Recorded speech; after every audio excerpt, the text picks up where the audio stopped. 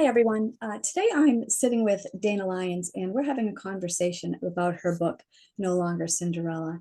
No Longer Cinderella is a book that I was fortunate enough to be able to edit for Dana a few years ago now. And she's getting ready to work on another book. So we thought we'd have this conversation today to revisit what she has done and maybe take a look at what she has to come. So that you guys will be able to look forward to that in coming months, the coming year. Maybe we'll talk about that. So let's talk with Dana about her work and see where she's going from here. And we want to have a little discussion about No Longer Cinderella and how that work came to be. So Dana, welcome, and thank you for taking the time to talk to me. I appreciate you sitting down with me. So how are you? I'm well, thank you. I thank you for having me. I'm really honored. I really did enjoy working with you on No Longer Cinderella. I think I learned a lot from that as well. So um, I'm glad to have you here today. Before we started recording, we were talking a little bit about our experiences and how certain things come to light in our life. And um, we're talking about relationships and how we are affected by our spouses, um, our parents, our siblings. And we're going to expand on that conversation here and as we talk about No Longer Cinderella. Now, Dana, we were talking about the book, and you had indicated that this book came out of your own experience, that this was a healing for you. Do you want to go into a little more detail about how you were inspired to do that, and how that ended up Yeah, to be? sure. Yeah. I was telling you earlier how I don't view myself as a writer. God broke me 2003. He broke me, asked me if I wanted to get well. And in that process of restoring me, he told me, I want you to write down everything I teach you. And so I became a journaler. I journaled everything. And I still do it to this day. I got boxes of journals. And somewhere along the line in my conversations with the Lord and my own healing, I had this revelation. And that it just came like out of the blue. I was not I'm not a Cinderella fan. I'm not into princesses. Like I just wasn't that kind of kid. Wasn't even one of my favorite Disney stories. So it wasn't like I was this Disney fan or anything, but I just went, it was like freedom. It was like everything just released off of me. And I just went, oh my gosh, I'm no longer Cinderella. And it was for the first time, and I see this a lot in women, is that often we all have a Cinderella, I like to call her, whether it's men or women, we all have a Cinderella in us. Yeah, It doesn't have to be a female. of that, a stereo. We all want, if you think about the movie, we all want to be the desired, beautiful, chosen, special one. That's in us. But often we live our lives through the tragedies that happen to us and different traumas and our own dramas.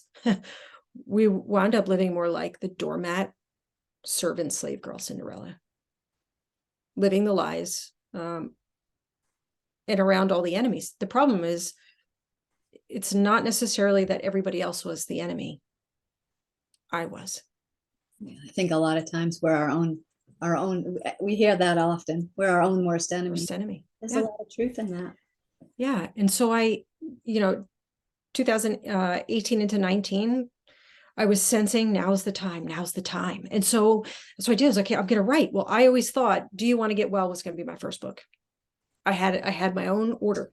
If I was going to write a book, this is what I would write about, obviously, because I only have a story because of what he did in my life. I journal.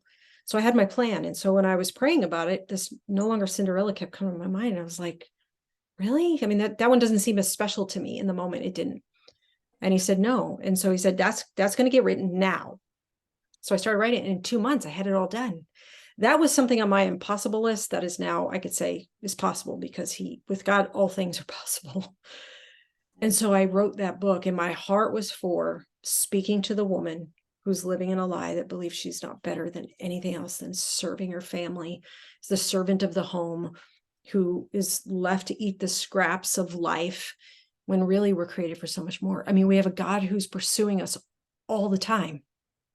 And will we receive? because you are chosen, you are loved, you're beautiful. And so that became the story. And so it's not really about Cinderella, the animated version that from way when we were kids. It really, when you watched it, I should have wrote this in my book and I didn't. But before people read my book, they should stop and watch the 2015 version of Cinderella, the real life version. It is a love story. It's beautiful. So I take that movie along with the Word of God, which is our plumb line, and then my own story. And I share, each of those throughout the way, hopefully leading each person reading the book walks more and more into releasing lies, stepping into their true identity, and experiencing the freedom of who we really been created to be. Right. That's awesome. I think that maybe, I know this just came to my mind, and I'm sure that some of our viewers might ask this question too. When we're talking about Cinderella, and we're not just talking about us in a relationship with a spouse and being tied to the home and that type of thing. This is a true story of, well, look at Cinderella. Initially, she was a young single girl who was struggling with fears and hopes and dreams and the plight of being put in a place where she wasn't valued or loved, or she didn't have any, well, she had aspirations, but she didn't have any support system to help her to grow and be and love and understand the world. So I think, having read the book, I feel that I just want to make sure that as you're listening to this recording, that you don't get up and walk away from the recording here, from the conversation, before you realize that this is not, this story is not just for one particular type of woman. I think it covers a whole gamut of being from a young girl all the way through being a woman, married, single, whatever your life situation is right now. It really is a story about healing, hope, and finding out who you are. So I'm going to go ahead and continue. I just want to make sure that everybody knows that we have this big picture. It's not just one. Yeah, working just for my life, and then working with women and men, because I've worked and helped many marriages. But I learned it doesn't matter. This book is not just about marrieds. This book is about life, and we all every day pick up garbage and lies and clutter all day, every day. It's just the world we live in. It's a broken world. So it doesn't matter what got us to brokenness. The point is, we all are broken. And I don't, and so brokenness, when somebody's willing to finally go, okay, this is where I'm at, then you can start moving forward into a new future. Nice. But so often there's this block that prevents us from moving forward because we don't want to go there. Once was enough, no matter what it was, whether you real severe trauma or just picking up little, what I would say little, it's not little. Yeah. We all have walls. Little, because everything affects us, affects our differently, affects us, who we are. Mm-hmm. And I want to make one more point too here while we're having this discussion, because I know a lot of people, especially people who are broken and have had issues with relationships or trust or whatnot. There are a lot of people that have pushed away the idea of God. Yeah. So just to step back for just a minute, I just want to put out to everyone the idea that there's no judgment about what your faith base is, whether you're Christian or Muslim or Jewish, or whether you don't have a faith at all, you're not religious, but you do believe in God. There are many people out there that have a total reliance and belief in God, our creator, and we know there's a creator, but you may not follow a specific religion. So this book, even though Dana has a ministry through her church, it's not strictly based for those that may be in a specific faith-based religious belief, that type of thing. It really does speak to everybody. It speaks to the idea that we're all created by God. We're all parts of God. We're all fractals of that one God. And we all, so if we're fractals of God, we're all fractals of each other. And that light that's in all of us, we share.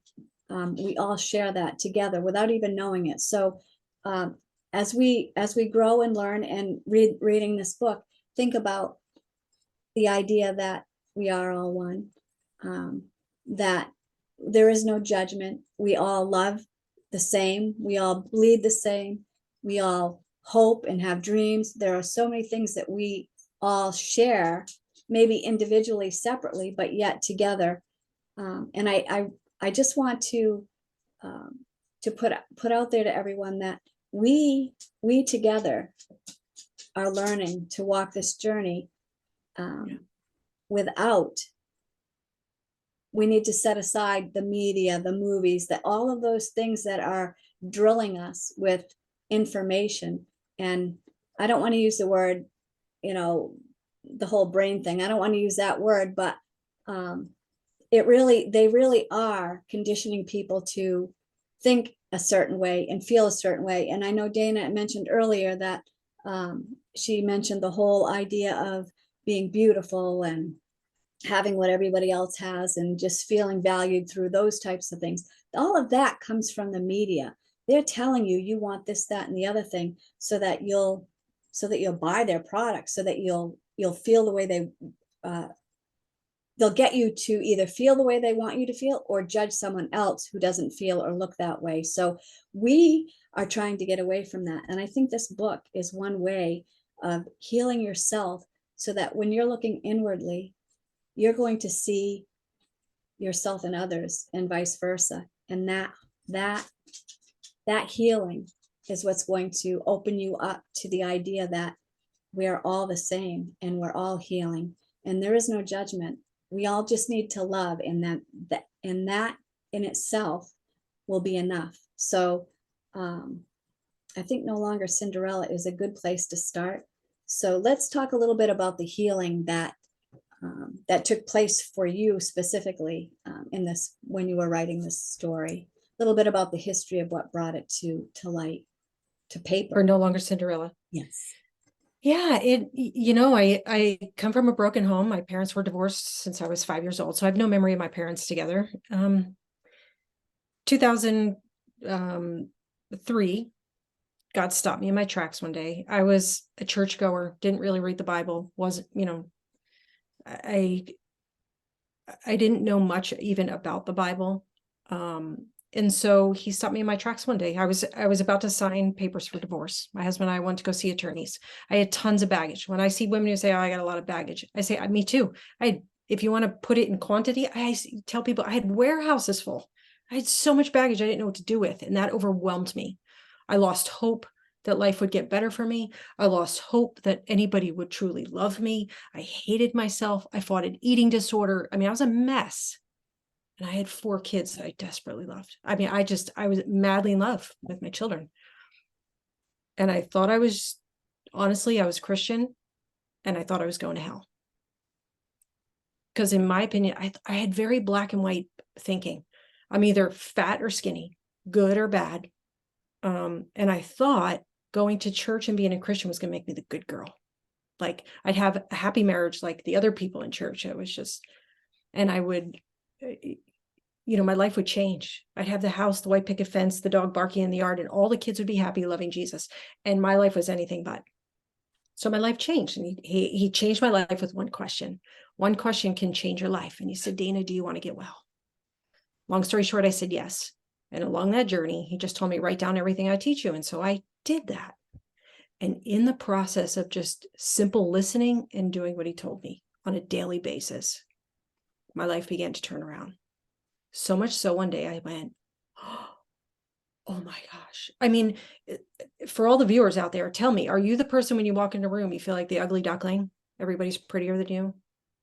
You're the ugliest one. You're the fattest one. When you look around, why are my thighs thicker than everybody else's? Why do I have a smaller breast, bigger breast? Why is my face look, whatever it is, do you feel that way? That was me. When you stood around with the wives, do you feel like everybody was the good wife, but not you? When you're around the mom group, do you feel like, oh, I don't parent like her, I don't clean my house like her, all these things that just said you're just not enough. That's the Cinderella in rags I'm talking about. That's the one that I felt. I live that out. We'll live out our beliefs more than we will live out what we say. I desperately wanted to be like everybody else, the beautiful, chosen, special, wanted one. We're created for that. Everybody has value, from the youngest to the oldest. We're all, I don't care what color, I don't care where you come from. Now that we all have value. We're all worthy of being desired. We all have beauty. We're all special. We all have gifts and talents that nobody else can. We have a personality nobody else has. And yet, our culture says, fit in like everybody else. You're not created to fit into like everybody else. We're just not. And we spend our lives, we sell. And it hit me in this process as I stepped more and more away from being the woman in rags who was just not enough. I learned more and more, oh, I'm actually really unique. And trying to fit in like everybody else actually is wrong. I mean, we're wasting our time. It's an illusion we're chasing. That hit me so hard that I went, wow, I'm not supposed to be like anybody else, which enabled me to grow some confidence in who I was, to stand with my shoulders up, to know that I was good enough just the way I was, mistakes and all. And as I looked back to look at that old me that I just so hated and wished to change, to love her there and go, girl, you sold your soul to the pit of hell for a crumb of somebody telling you, yeah, you're beautiful. Yeah, I want you for the night. Yeah, you're whatever, pretty to look at, whatever we sell it for little morsels of what our souls are crying out for, when the truth is you already are. And that is my heart for people, is we're chasing this illusion. But the one I had to face the most out of all the trauma and drama of my life, the enemy I had to face the most was the one I saw in the mirror every day. I was the one, the critic in the head. I was the one that said, you're not enough. You're too good. We get these ideas in our head and we keep repeating them over and over and over, and they just become part of who we are. They become, neuroscience says that we can build these pathways.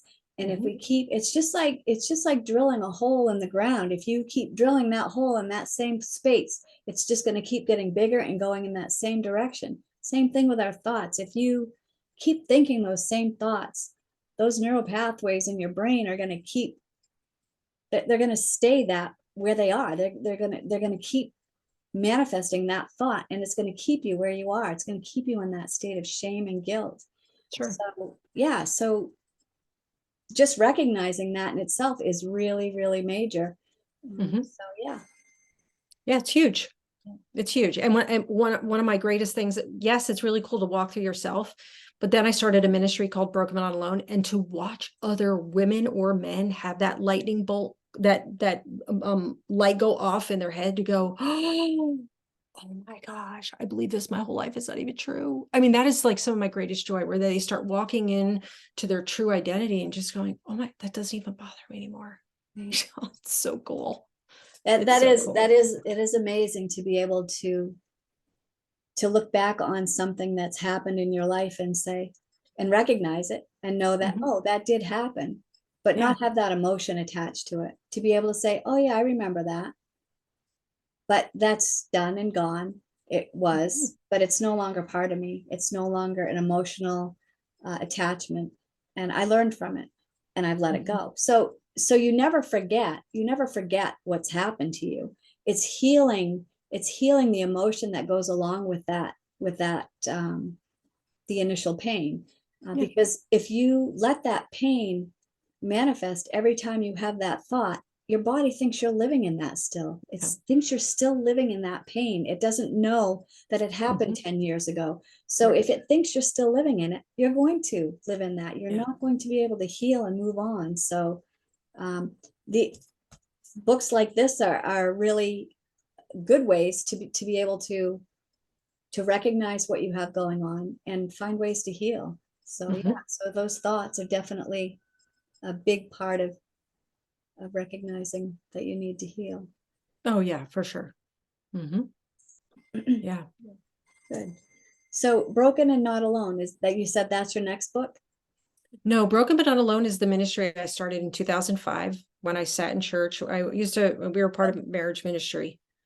And in that process, I started a group for women. Okay. Doesn't matter what happens, whether it be your marriage, your childhood, or anything in between. Now, is that ministry something that you work, do you just work through your church with that? Do you have an online course that you're working with on that? Or well, you know, it's so funny. that I get something asked you're this. considering? So yeah, I get more questions about this. I started in 2005 in Texas when I lived in San Antonio. I started it there because we were part of marriage ministry, and there needed a place for women. There was no place to really just empty your baggage and get well and have other women who wanted to do the same in a very safe environment to do that. So I started that. I left Texas and moved to Iowa 2008. And so I closed that down and I moved to Iowa, started there. We did the marriage ministry. When I left Iowa 2014, I took it to Oregon, got settled, found a church, started there. Well, I just moved 2020, COVID hits. Yeah. I was doing it online like everybody else. And COVID hit, we then moved an hour south. So we're now at a new church. I actually am going to be meeting with the pastor this week to talk about this ministry. But the problem has been a problem. What I've done all these years is I started it. The Lord had me start it. I move, I stop it. I start it, I stop it, I start it, I stop it. And I have more women now ask me, will you please train me on how to do this? Because our church needs it. And since you left, we don't have it. So that's to me, that's a sign that you're spreading this ministry, you're getting this word out, and then you move because it's needed in that area. And then all of these areas you've been in probably need that same ministry, that same healing for those women. So that's why I asked, because I know you had moved around. So I didn't know if maybe you had something going online that these women could connect with. And I start and stop it. Really, I have 5 kids, 4 grandbabies. And so depending on what's going on in our life at the time, sometimes I take little breaks, but I still meet weekly with some of my Texas girls, some of my Iowa friends. They become and I tell them, look around, because you think you can't open up to people, but you're going to open up and say things you probably have never said to people. These are going to become closer than family, probably. And there's these clusters in each group. They're unbreakable. I mean, it's amazing to watch. That's not me. That's everybody doing their part to become a community so tight. So that the Oregon group, I still meet with some of them. I mentor some of them. We've become really good friends and like family, and it's unbreakable. It's a beautiful thing. Churches need it. I'd love to do it in schools, because honestly, the brokenness that are in our kids, they need a safe place to just go, this is me and this is what I'm dealing with. People don't feel safe to do that. And so my heart is always to make people, the cry of our hearts is usually an area where you're called. We just don't know it yet because we haven't stepped into it. As a kid, I always felt like, and all the way up until God broke me, I felt like I'm not special, not wanted, I'm not important, and I'm not valued here. And so the way I run my group is, you're special, you're important, you're valued and important here. Right. It's my heart. Right. And now the ministry that you're working with, Broken Not Alone, did that contribute to your work, No Longer Cinderella, or is it the other way around? I know the book is basically your experience and your healing experience, but is that information anything that you used with this group? Yeah, I mean, all of it. Everything I talk about in my book, we deal with in class. It's like, we're going to talk about forgiveness. We're going to talk about, belief. We're going to talk about unpacking this right here where the battle is. I mean, identity, all of that. Good. Because part of it is, we tend to look at our parents like so much of our trauma or childhood stuff, right? And we look and our parent, what I learned in my own journey, and I look at the eyes of the women that I work with and journey next to, and our parents did the best they knew how with what they had at the time. Right. Not a perfect parent. I did the best. My oldest is 32. My youngest is 15. I've learned a lot from 32 to 15, and I'm still learning. And what works with one doesn't work in the next. And they're different. to be able and they're all different. Every child is different. And so a lot of it is coming to looking in somebody's eyes and just saying your parents did the best they could, but you could draw a line in the sand today and walk in freedom. Let's start. Let's just unpack. I think that's what we as adults need to realize, is that we may have had an experience as a child, maybe more than one experience. Yeah. That was me. But right, I think many of us are in that same boat. But there comes a point where you have to take that information, those experiences, and you have to say to yourself, do I want to think this and feel this and live this for the rest of my life, or do I want to live a life where I'm happy and content and loved and loving, and have all of these positive feelings, thoughts, ideas, emotions, or do I want to go back and live in that? So once we get to the point where we ask that question, do I want to live like this anymore? That's when you know that something's changing, and you want to change, you want to grow and be different. And when did that happen for you? I know that you talk about that in the book, but you said 2003 is when you were. God broke me. My world fell apart. I mean, I thought literally I was Christian, went to church, but that was the limit of what I did as a Christian. Cried out a lot. God help me, please, blah, you get me out of this, whatever. I whined a lot, to be honest. I think that's what we all do. Well, we all do, right? We don't know. And God is so gracious. I mean, he's not like us where he loses patience. He's super patient. And my cries were real. And I didn't know I was being as selfish as I was. And I didn't know I was as broken as I was. I knew I had issues. I did enough counseling to know, man, I struggle in a relationship.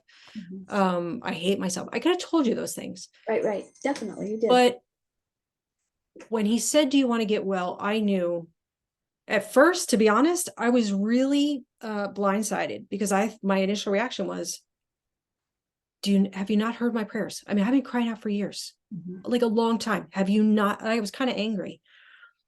And he is so gracious. He doesn't argue back. He just said, no, do you want it? Do you want to get well, Dina? I've heard all your prayers. I've heard all your cries. But this is a two-way relationship here, and you expect me to do all the work. See, I did a lot of praying, hoping, begging, whatever. Yeah, but I didn't want to do the work. I was like, I went through all this trauma. I've been abused, I had domestic violence, I had all this stuff. I don't have to deal with it again. I knew how to move past it in the physical, meaning like life's got to go on. I've now got kids. It's not just me. But I didn't know how to unpack from the inside out and go, this hurt. This makes me angry. I feel lonely. I didn't know how to connect my feelings and my emotions with what was going in my head to the actions I was doing. Right. And when I finally started doing that, my life started turning around. And what I find with so many people is they don't feel safe to do it. I mean, my world had a break. I could have said no, right? And I said no for years by my own actions. Like I did not, I stayed in denial, or I just kind of played the counselor. I knew what she needed to hear to kind of move on. And it's only hurting ourselves. And I knew if I said no, I was only hurting me. And I knew my kids needed me. I didn't have to fight for myself, but I knew my kids needed me. And he said, you are your worst enemy. You are your biggest problem. You are. Where I really wanted to lash out and go, no, did you see what my dad did? Did you see that boyfriend? What about my mom? My parents got divorced and that. I had all these different things. And he goes, no, you are your problem. You are your biggest enemy. He didn't say I was a problem or the problem, but my biggest problem. And you know what that is? Not willing to do the work, not willing to look at things. And he validated how I felt, what was done, and then he moved me forward. And so when I am with my friends, women I work with, marriages, sometimes what people need the most, what I need, we hold on to. We don't realize this, but so many of us hold on to these things, what's been done to me. And we stay in this place of anger and behind walls because often we are so afraid. And people don't realize this till I ask this question, but I go, what are you so afraid of? why won't you let go of anger? And usually when I say these words, walls start coming down. And I say, is it because you're afraid if you let go of your anger, that nobody will validate and say that happened to you? Mm. And tears usually begin to fall. Mm. I say, you can let that go, because they may have gotten away with it with you, but they don't with God. And then it just crumbles because we're so afraid. But so often we just need to be validated. Yeah, that was wrong. You have every right to cry. And then they do. And I think that the big thing, the big thing with that is tears are healing. A lot of people think that if you cry, you're weak. We were brought up that way. Don't cry. Yes. I don't want to hear you cry. Suck it up. You're a big girl. No crying, whatever. Big boy, whatever. No crying, no tears. Those tears are healing tears. They're releasing that negative energy, that pain, that anger, that frustration, that those tears are releasing. Yeah. They're releasing that. So that's part of that work. You can't just say, oh, that happened to me. I know it happened to me, and then just let it go and say, oh, no, you have to do the work. You have to look at the pain and work through it. And everybody's different when it comes to that. Everybody works through that differently. For sure. So, yeah. It's funny you bring this up, because I had a counselor when I was not ready to get to do the work. I did tried a little bit, but I knew I was not going there. And she said, it's interesting. You talk about your trauma as like you're just talking, like you're telling me you're going to the store. You're like, well, this happened, that happened, that happened, that. She's like, you have no emotion whatsoever about it. And at the time I was like, I don't know, it just happened. I didn't even know how to answer her. And she goes, you do know that that's not normal. And I was like, okay, like, what am I supposed to do about it? I didn't get it, because my heart, my mind were so disconnected. I had yet to engage, because engaging my emotions and how I felt about my past and what I was trying to deal with was too scary for me. Yeah. And it wasn't until God finally broke me. And then the flood of tears came. And you know what? Tough Dana's going to take care of Dana. I was strength for my family. I was strength for my friends. The greatest thing for those who think they're so strong is for you to be weak for once, because in your vulnerability and weakness, actually, there's beauty and strength. Right. And that's where you find yourself. That's where you when you break down like that, that's when you really see how strong you are, because by releasing that frustration, that anger, those tears, you're strong enough to say, I can work through this. I can cry and still know I'll be all right. I can break down and lose it and know that I can come back, that I can return to a better me, and I can be a better person just by going through and experiencing these emotions. Yeah. And you know what? You may have men watching here that I know a lot of women, we could be really tough and we could not cry, but men do this even more, because a lot of them you be tough, right? In our culture, you be tough. But let me just say, for every man who will hear this, women find it sexy when they see that tender side. I just want to encourage that, because men just think, I don't want to show my woman. It's sexy. It's beautiful. It's part of that. I mean, there's supposed to be a balance. We all have feminine, masculine qualities about us, and that there needs to be a balance between the two. And if you're just Mr. Tough Guy all the time, and you never ever show that emotion, or you never share that experience, then you're not balanced. Same with women. Women can't be crying all the time and, oh, war, poor me. You need to stand up and be strong and defend yourself. You need to find the balance, and that's where you find it, is between that. So when they say men should be this and women should be this, men should be strong, and they should have those qualities as men, but there needs to be a balance there. So same with women. We're all trying to find our way and find that balance, and you need to heal to be able to do that. So, yeah. It's not. I mean, I think if a man's crying every day of the week all the time, there might be something going on. Just like if women were mad and yelling and screaming and throwing things all the time, there might be something. But you know what? There's also a season for that. And I say that to encourage people, because I hate for them to hear this and go, oh gosh, right now I'm just crying all the time. Right. There's a young man he's like a son to me. He is my boy, and he was in this season where he's like, he called me every day, Mom, I'm crying I mean, just the sound of my voice, he would just cry. And that's the season. You got to let it flow. He's got to Just release. let it flow. You have to Yeah. release. Yeah. Yeah. Yeah. Mm-hmm. So when that happens, you just need to know that you're just working through some things that need to be cleaned out, and that's what's happening with those tears. Mm-hmm. Yeah, Yeah. the emotions are clearing away the cobwebs, so to speak, Mm-hmm. so that you And I can. tell people, don't look at the big picture. For a while, what kept me paralyzed was like, I have so much to work through. It's going to take me a lifetime, and who's got a lifetime? Like, I'm raising my kids, and I just didn't want to go there because it seemed like it was too much. So just take the next minute, hour, day, week, minute, hour, day, week, and before long, you'll notice, wow, I just got through a month. Right. That's a good way to look But at it. Baby but keep the steps. end goal in mind. I Right. want to be free. I want to be healed. Yes, and sometimes, and you're going to have to do some work. And I think too, a lot of times, and I think this book kind of um, mentions that too, is finding that space to do that work, and to manage that time to do that. Yeah. So as you said, minute, day, week. So Yeah. I always found it easier to make two lists. I make a list with everything on it, what I want to do, what I want to accomplish, or what I'm feeling, pain, anger, whatever, and why, whatever. So whatever the particular list is for, and then I make a second list with 3 things on it.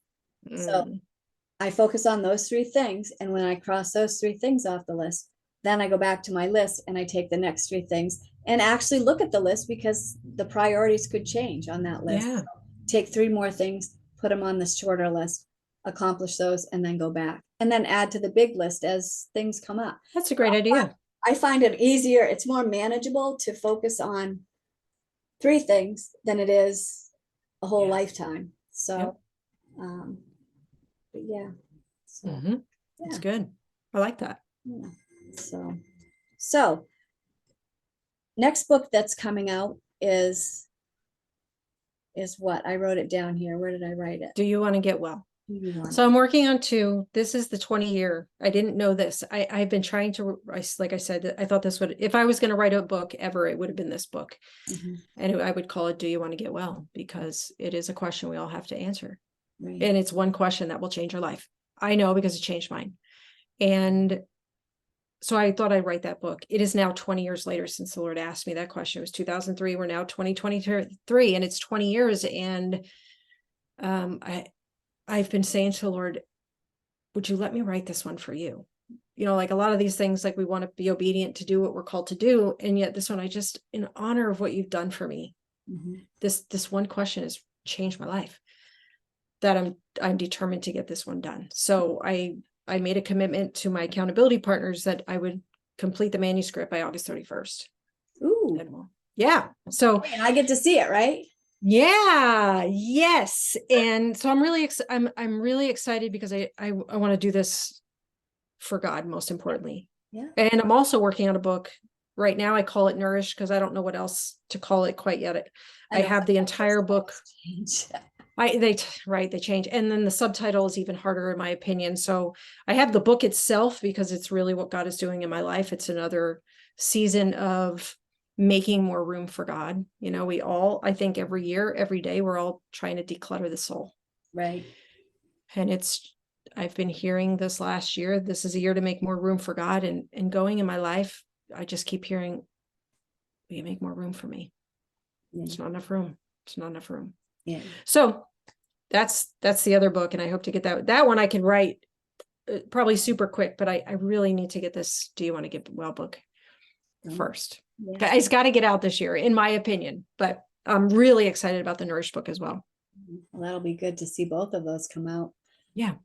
So yeah, once the second book is out, we'll have to talk about that a little bit too. Absolutely. And maybe talk a little bit more about your ministry, Broken But Not Alone. I think that's an awesome ministry. I think that so many people, and it sounds like already have benefited from that, but I think that would be an awesome ministry to be able to take countrywide at some point. I know Yeah. your family, you have too many things to keep you busy, but I Well, think it's interesting because this is the year that God has been saying to me, there's not enough room. Will you make more room? One of which, I've laid down a whole bunch of things. I've said no to opportunities, and out of this making more room, I just said, Lord, if I could speak and write about you the rest of my life in this amazing relationship we have, I would love that. And I would love to just be in broken and alone. It's to me, it's like part of my DNA. There is no option.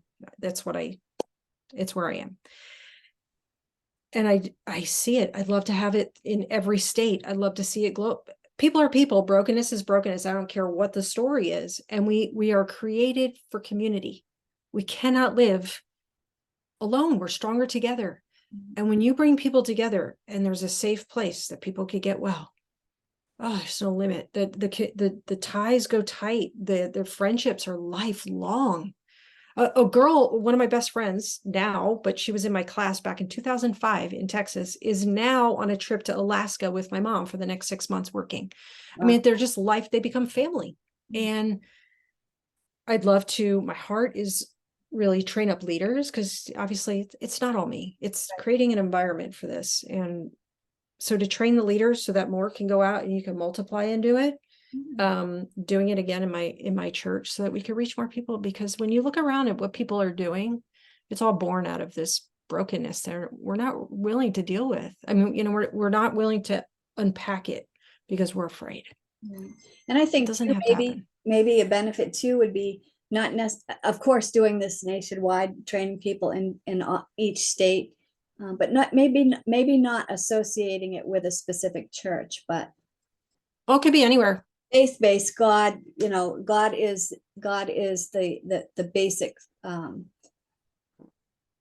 catalyst or beacon to bring this together, of course, but not necessarily a specific church, because then it opens it up to everybody who maybe turned away from a specific religion, but still have that connection to God. So I like that idea that like you said, that it's not specifically connected.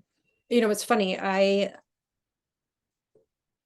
Part of what I lay down, same goal, but for now, until God makes room for it, because I can't, I can't do it all. And I was getting paralyzed by it all, is the ministry. So Broken but Not Alone is one section of the ministry, and the other part I still call it's all one.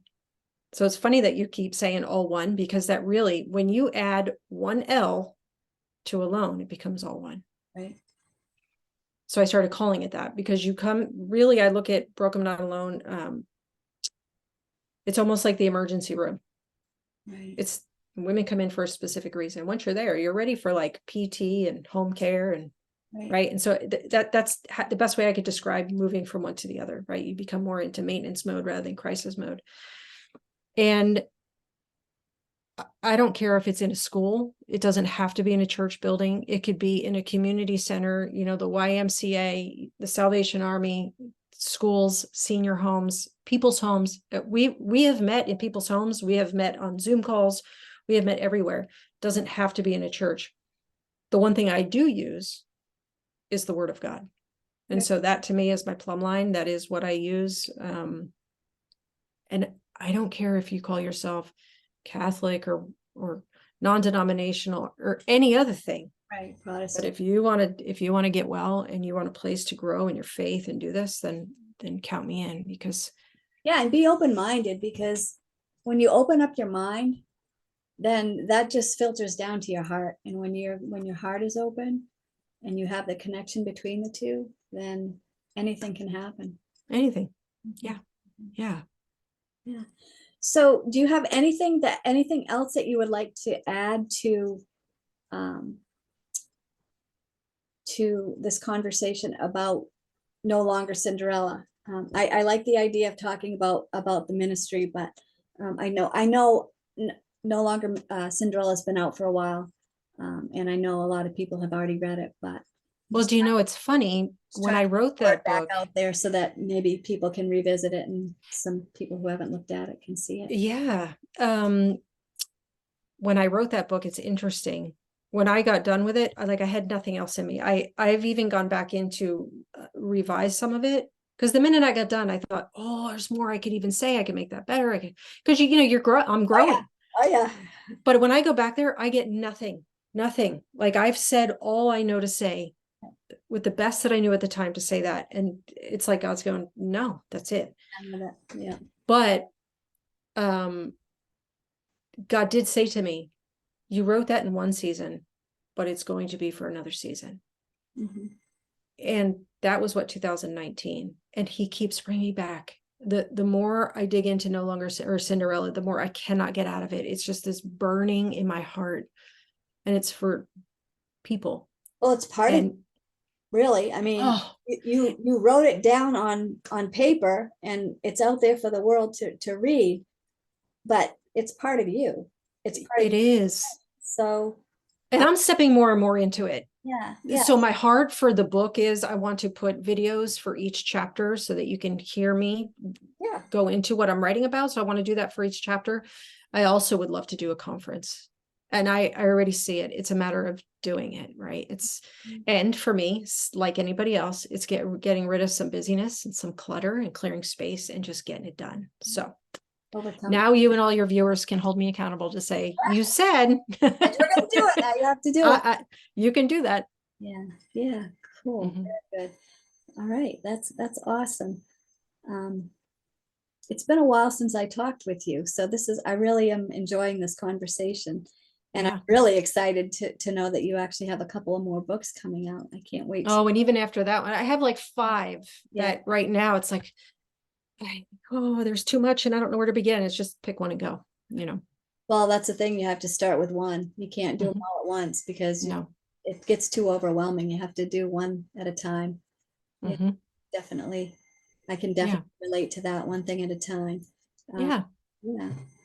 So do you have anything else that you'd like to add to the conversation about the new book coming out? Is there anything specific that you're going to be focusing on that you'd like to share with us, or do you want to keep all that under your hat until? No, I mean, I think I told you what I was focusing on. Really, it's my heart is always to build people up. There's 4 pillars that I just run my life under. One, it's to share hope, to inspire courage, to build faith, and to encourage that person every step of the way. So I don't care if it's reading a book, you're on a Zoom call, or you're in one of my classes or conferences or speaking engagements. I filter everything from what I write to what I say. I want it to make sure that I'm sharing hope, that it inspires the courage that's within. We all have courage. It's will we be inspired to step out into it? Right. To build your faith, because with every step you get more and more confident in your faith, and then to encourage. We're not encouraged enough. And so my encouragement, I think, to everybody watching is plug in somewhere, find a community you can be raw, real, and unpack your bags and become your authentic, beautiful, love chosen self, and plug in there, because there are people who have been placed in your life to be on your journey with where you are now, and vice versa. We're stronger together than apart. Wherever that is, just plug in. Yes. And if not, reach out to me and let's get a Broken But Not Alone started right there. There we go. That would be awesome. So do you have website, any social media? Well, right now my website is Coach Dana Lyons. It is under construction. I've not done stuff with it again. That's not my strength. And so I just have to now get the content to put up there, like the conference, the videos. If you need help with that, let me know. I can help you with that. Okay. Happy to help you with that. So that we can get that link out there. So I wanted to be able to share links with, maybe, do you have a website for your book, or is it just on Amazon? It is on Amazon. You could just look up my name, or No Longer Cinderella, and you can I'll put the link down below for everybody too. Yeah, and on my website, Coach Dana Lyons, my book is also on my website, so check it out there. Okay, so the book is available there too. Does that just link to Amazon, or do you have a separate shopping cart there? Yeah. Okay. So, okay, very good. All right, so I guess that will tie this up today. Thanks for having me. Enjoyed this conversation. Same. been wonderful talking to you again. So You we as well. connect before the next book, of course. You have to send me a copy of it, Yes, ma'am. edit it. We can talk about that later. Okay. And I guess I'm looking at my notes just to see if there's anything else on here that I wanted to bring up. But I think we've probably covered everything for today. Until next time. So Until next time. next time we will do it next time. So I really enjoyed doing this. This is something that I would like to do more of with these authors that I've worked with, and even some that maybe I've just read the books too. So Yeah, get a hold of some more of these wonderful authors that have contributed so much. So absolutely. to our learning, to our growing. So I Yeah. really appreciate you taking the time to come out and talk to me today. So Yeah. Well, especially thanks for having me. so we did this so quickly. It was like just the last couple of days we decided we'd do it. So Mhm. I Well, appreciate thank you. it. So yeah, I am excited to see what happens next. So I guess we'll just sign off here. We're gonna end the recording. So, but you stay on because I want to talk to you for a couple more minutes. So Yeah, absolutely. so we'll stop recording here and we'll just talk to you on live again another time. Yeah. Awesome. Thank you.